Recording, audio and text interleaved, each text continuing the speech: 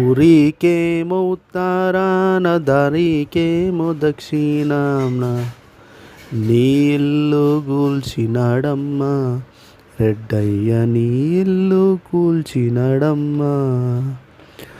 ఊరికేమో ఉత్తరాన దారికేమో దక్షిణాన నీ ఇల్లు కూల్చినాడమ్మా హైడ్రావులు నీ ఇల్లు కూల్చినారమ్మా. కష్టపడి కట్టుకున్న ఇల్లు అంతా గొల్లాయే బ్యాంకులోళ్ళు ఆపకుండా ఎంట పడతారాయే.